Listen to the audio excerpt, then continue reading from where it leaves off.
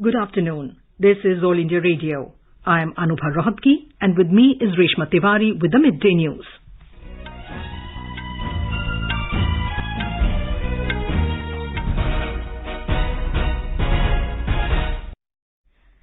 The headlines. National Executive Meeting of Bharatiya Janata Party underway in New Delhi. Prime Minister Narendra Modi emerges as top global leader with over 70% approval ratings. Defence Minister Rajnath Singh says government is committed towards welfare of armed forces. Vice President Venkaiah Naidu lauds agriculture sector in the country for registering positive growth even during COVID-19 pandemic. Over 108 crore 21 lakh COVID-19 vaccine doses administered in the country so far. Recovery rate reaches 98.24%. In Assam, over 95% eligible population given first jab of COVID-19 vaccine. Amidst heavy rain, Tamil Nadu Chief Minister M.K. Stalin visits several flooded areas in Chennai. IMD warns of heavy downpour in several areas of Maharashtra today. India-France agreed to strengthen bilateral defence and security partnership. Iraq's Prime Minister Mustafa al-Kadhimi survives armed drone attack this morning.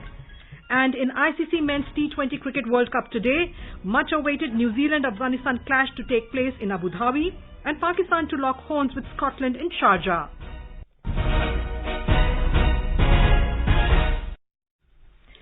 As India created history by administering over 100 crore COVID vaccine doses against COVID-19, All India Radio salutes all the doctors, nurses, other frontline workers and all those who got vaccinated and made this possible.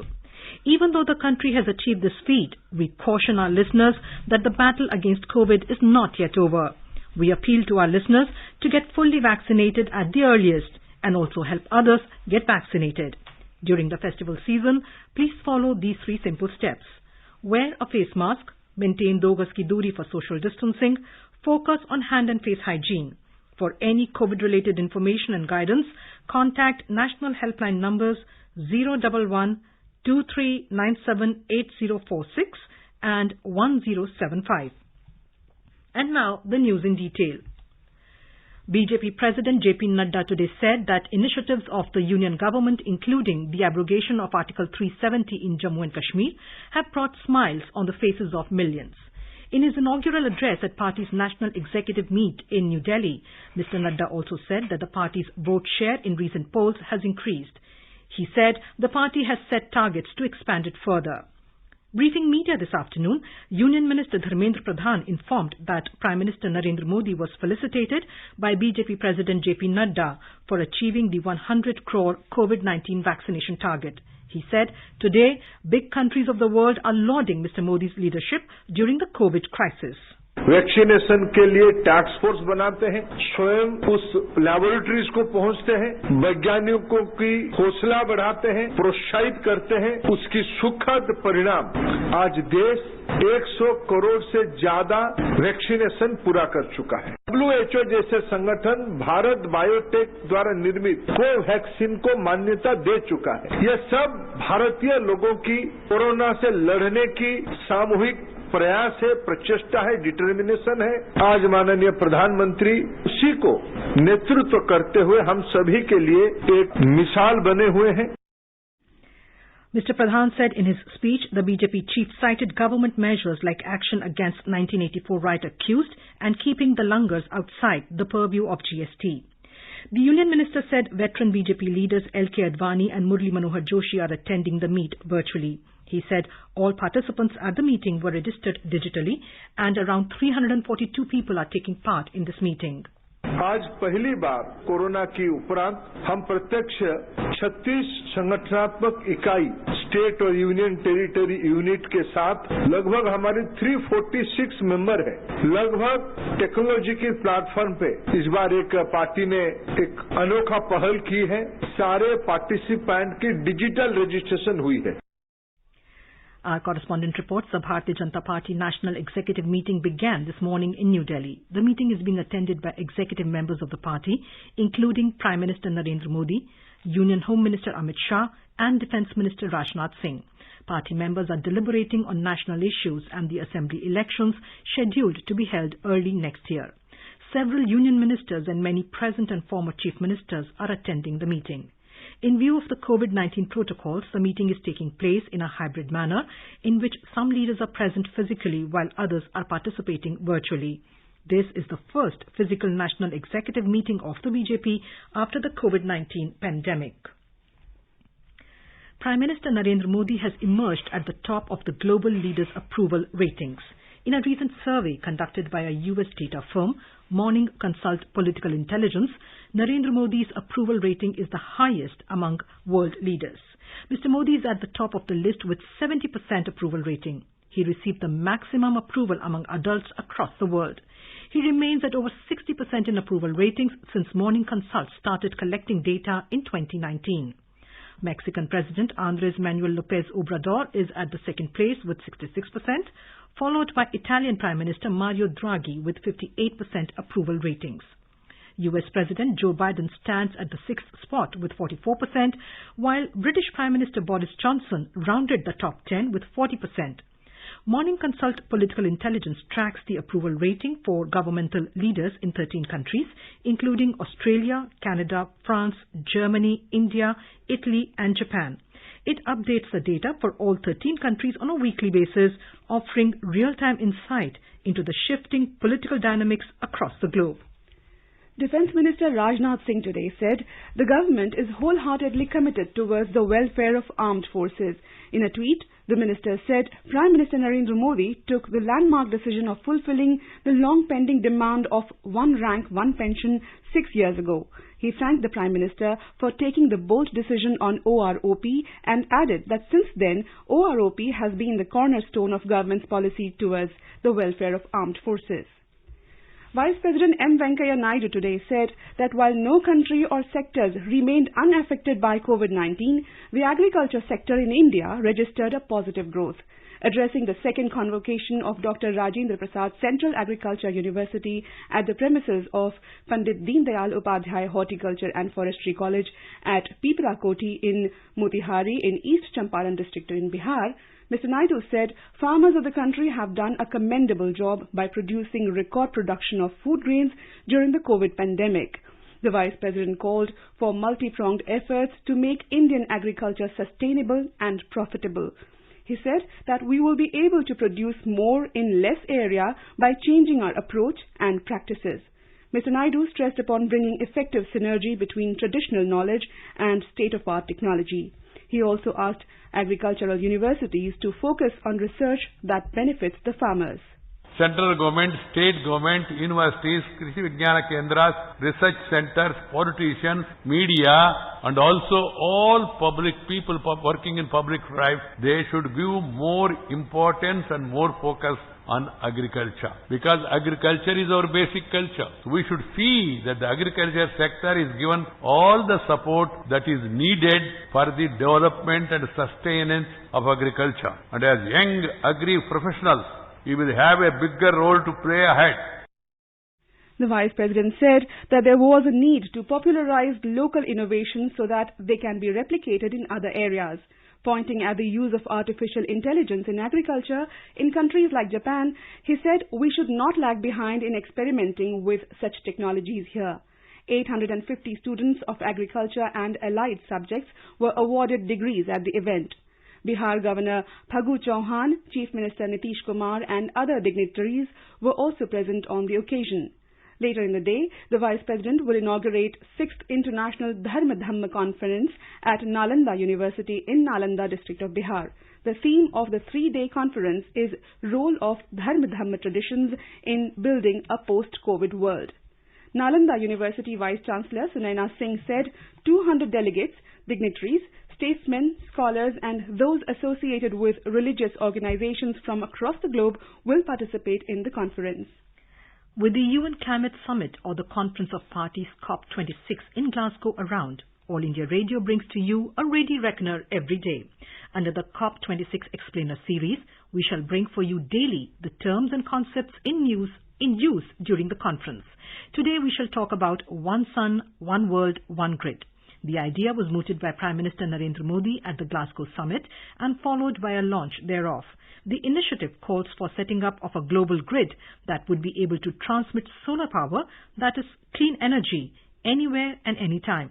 It will reduce storage needs, make solar projects viable, and reduce carbon footprints and energy cost. AIR News spoke to Sunil Jain, Chairman, Energy Council, Indo-American Chamber of Commerce, and a noted renewable energy expert on the One Sun, One World, One Grid, and how helpful it is. I think this concept of One Sun, One World, One Grid is a stroke of masterpiece. We all know that sun is shining somewhere in the world at any time of the day or night. PM Modi, as a visionary, thought of using this to distribute solar power across globe throughout the day, 24/7. This is possible by interconnecting grid with your neighbors and then extending to the other continent, either through land route or through undersea cables. This can benefit countries with low solar resource who can buy from resource-rich countries at different point of time. It may take time, but by 2040, I see this gaining ground in a big way. Also, upcoming storage technologies will help the cause further. Basically, this helps the world to decarbonize. In our bilingual live phone-in program, Corona Jagrukta series, Dr. Anup Kumar of Safdarjung Hospital, New Delhi, will be with us today to answer queries related to coronavirus. Listeners can ask questions to the expert on toll-free number 1800-115767 and on telephone number 011-2331-4444. You can also post your queries on our Twitter handle at AIR News Alerts by hashtag AskAIR. This live program can be heard on FM Gold channel and additional frequencies from 9:30 p.m. onwards.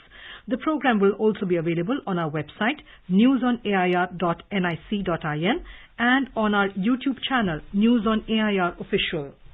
Uttar Pradesh Chief Minister Yogi Adityanath has asked people to remain extra vigilant as the infection of Zika virus is spreading rapidly. The government has established an integrated command center to prevent the spread of infection. The number of patients infected with Zika virus has reached 79 in Kanpur district, with 13 more patients identified yesterday. The Chief Minister asked officials to continuously monitor each and every patient. A team of health officials has been deputed in the command center, which is working round the clock and monitoring the situation. You are listening to the Midday News on All India Radio. A reminder of the headlines before we move on. National Executive Meeting of Bharatiya Janata Party underway in New Delhi. Prime Minister Narendra Modi emerges as top global leader with over 70% approval ratings. Defence Minister Rajnath Singh says the government is committed towards welfare of armed forces. Vice President Venkaiah Naidu lauds agriculture sector in the country for registering positive growth even during COVID-19 pandemic. Over 108 crore 21 lakh COVID-19 vaccine doses administered in the country so far. Recovery rate reaches 98.24%. In Assam, over 95% eligible population given first jab of COVID-19 vaccine. Amidst heavy rain, Tamil Nadu Chief Minister M.K. Stalin visits several flooded areas in Chennai. IMD warns of heavy downpour in several areas of Maharashtra today. India, France agree to strengthen bilateral defense and security partnership. Iraq's Prime Minister Mustafa al-Kadhimi survives armed drone attack this morning.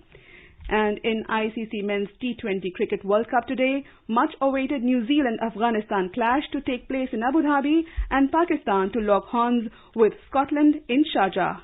For quick news updates round the clock, follow us on Twitter at AIR News Alerts.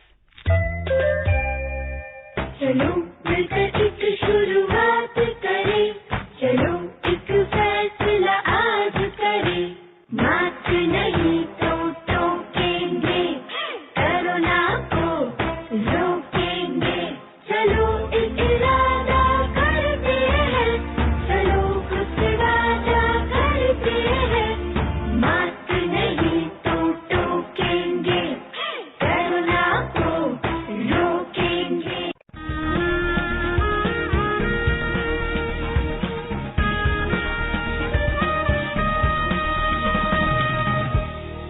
आजादी के आंदोलन के खजाने में ऐसे ढेरों शब्द जिन्होंने बदल दिए इतिहास, तारीख बदलने वाले लफ्जों पर आकाशवाणी समाचार ला रहा है विशेष कार्यक्रम धरोहर हर सोमवार.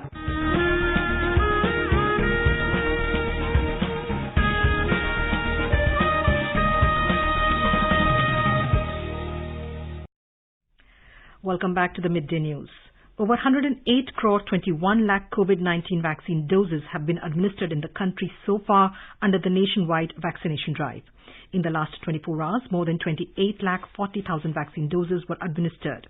Around 11,000 new COVID cases were reported in the last 24 hours, while over 12,000 people recovered. 526 people lost their lives during the same period. The Union Health Ministry has said the COVID-19 recovery rate in the country now stands at 98.24%, which is the highest since March last year.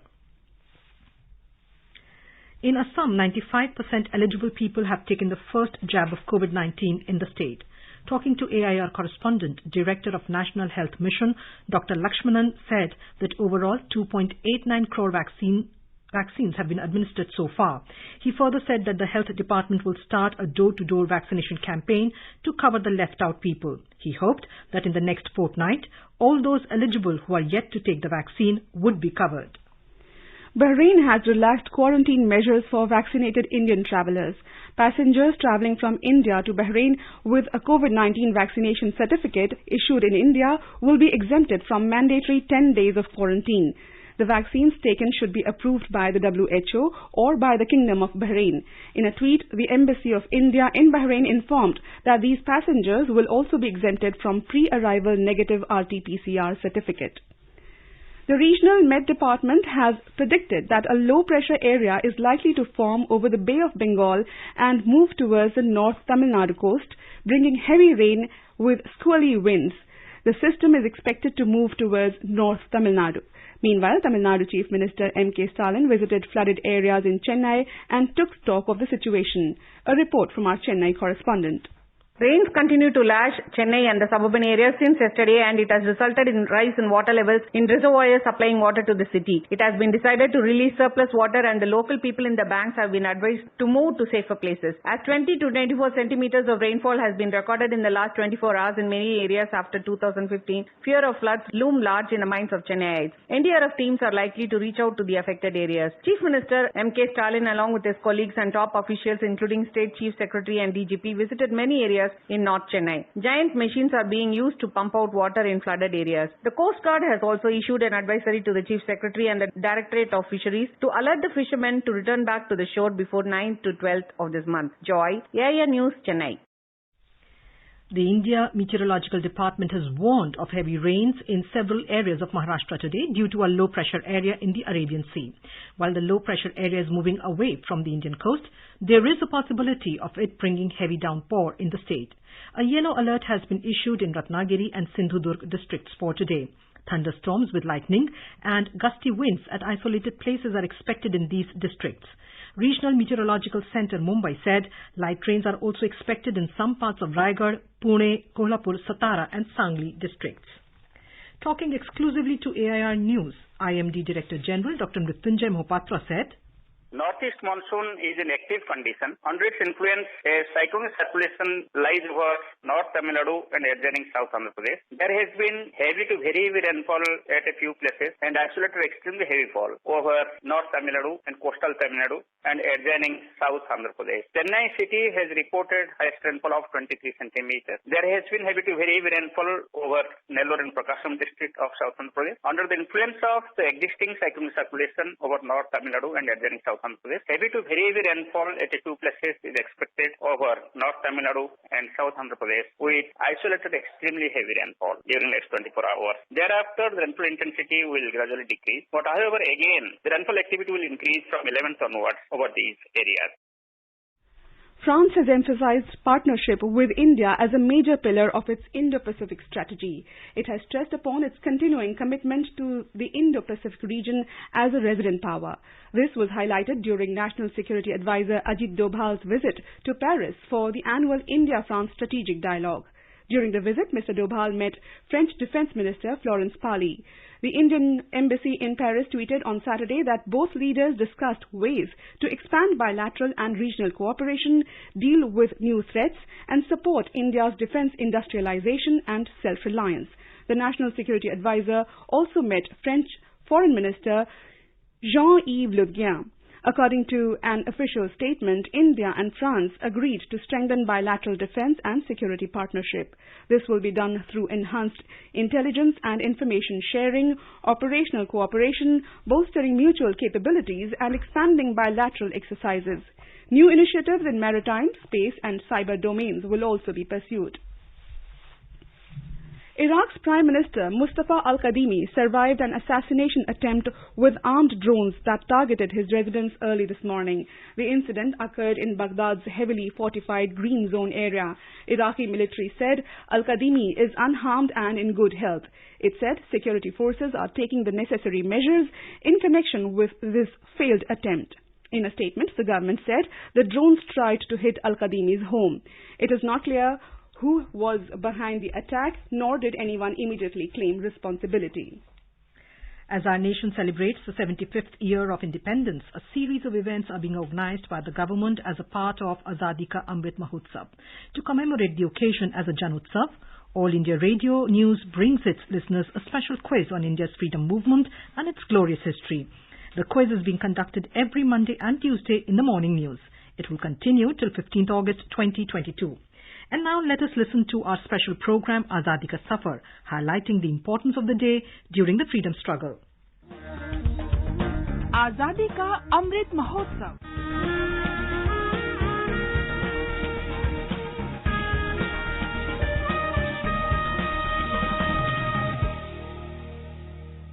Azadi Ka Safar with AIR News. Birth of a Nation. India's glorious freedom struggle is one of the greatest struggles the modern world has ever witnessed. AIR News brings you a glimpse of this struggle every day.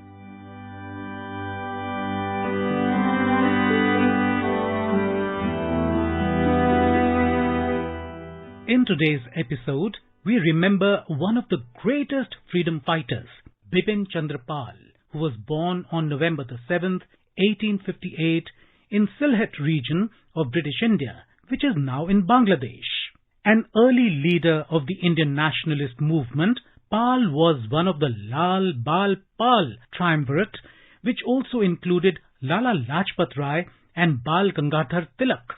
The trio used to question the method of petitions followed by moderates and argued for direct action to achieve political objectives. In 1886, Bipin Chandra Pal joined the Indian National Congress, and at the Madras session of 1887, he made a strong plea for repeal of the Arms Act, which was discriminatory in nature. The Bengal partition of 1905 shook Bipin Chandra Pal deeply. He launched the journal Bande Mataram in 1906, which Aurobindo Ghosh soon joined as editor.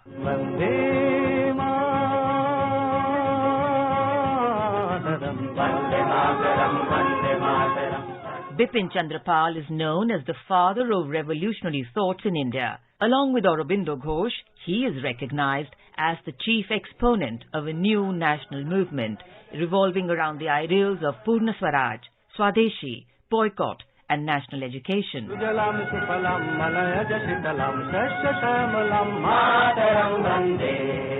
Bipin Chandra Pal also helped set up Anushilan Samiti that supported revolutionary violence as a means for ending British rule in India and inculcated nationalist spirit among youth through weekly classes and interactions. He had no faith in mild protests in the form of non-cooperation, and on that one issue, he differed with Mahatma Gandhi. In 1920, Pal was among the senior leaders who opposed Gandhi's resolution on non-cooperation over the fact that it didn't address self-government. Bipin Chandra Pal made his efforts to remove social and economic ills. He opposed the caste system and advocated widow remarriage. After his first wife died, he married a widow and joined the Brahmo Samaj. Bipin Chandra Pal was a multifaceted personality that included being a leader, teacher, journalist, orator, and writer. All India Radio salutes the nationalistic spirit of the great freedom fighter.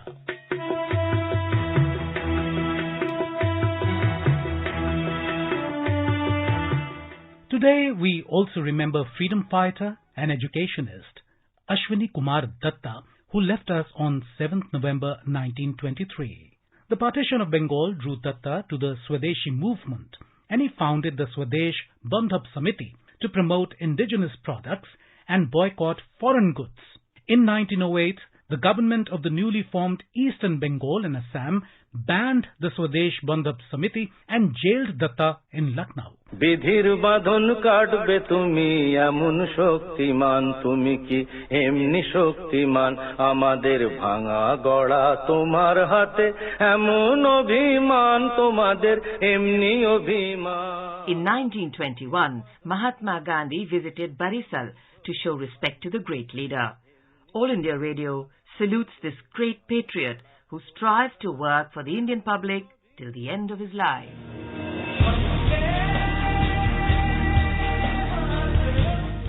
Today, we also remember freedom fighter and Bharat Ratna Chidambaram Subramaniam, who died on 7th November 2000. During his college days itself, he was an active member of the civil disobedience movement against the British and was imprisoned during the Quit India movement in 1942. He was later elected to the Constituent Assembly and helped in the framing of the Constitution of India.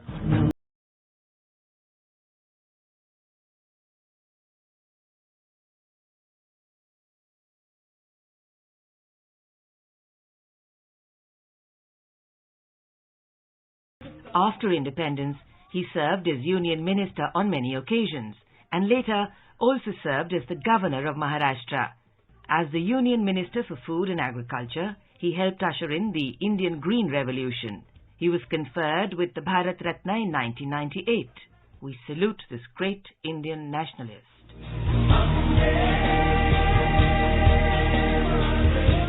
That brings us to the end of this episode of Azadi Ka Safar with AIR News. See you in the next episode tomorrow.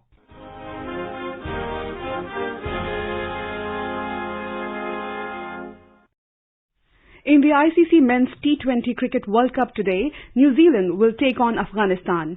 A desk report.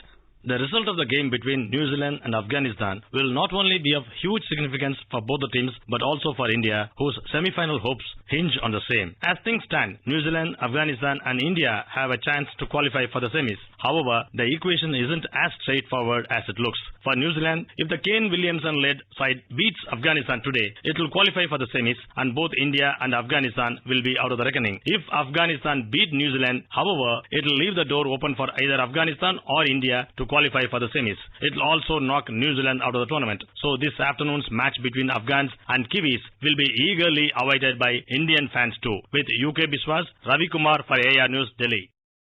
In another match at Abu Dhabi, Pakistan will lock horns with Scotland in Sharjah. And now let us take a look at the weather update for today. The national capital Delhi will witness strong surface winds. Kolkata will have mainly clear sky. Srinagar and Jammu will have mainly clear sky. Leh will have partly cloudy sky. Gilgit will have partly cloudy sky and the temperature will vary between 3 and 21 degrees Celsius. Muzaffarabad will have mainly cloudy sky. Visakhapatnam will witness generally cloudy sky with 1 or 2 spells of rain or thunder showers. Hyderabad will have partly cloudy sky with haze. In Puducherry, there will be generally cloudy sky with moderate rain. Guwahati will have mainly clear sky. Imphal will have mainly clear sky. Shillong will have partly cloudy sky. Aizawl will have mainly clear sky. And Itanagar will have mainly clear sky with the temperature hovering between 14 and 31 degrees Celsius. And before we end the bulletin, the headlines once again. National Executive Meeting of Bharatiya Janata Party underway in New Delhi. Prime Minister Narendra Modi emerges as top global leader with over 70% approval ratings. Defence Minister Rajnath Singh says government is committed towards welfare of armed forces. Vice President Venkaiah Naidu lauds agriculture sector in the country for registering positive growth even during COVID-19 pandemic. Over 108 crore 21 lakh COVID-19 vaccine doses administered in the country so far. Recovery rate reaches 98.24%.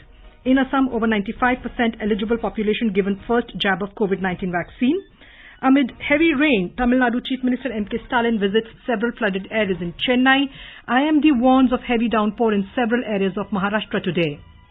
India-France agree to strengthen bilateral defence and security partnership. Iraq's Prime Minister Mustafa al-Kadhimi survives armed drone attack this morning. And in ICC Men's T20 Cricket World Cup today, much awaited New Zealand-Afghanistan clash to take place at Abu Dhabi, and Pakistan to lock horns with Scotland in Sharjah. And with that, we end the Midday News.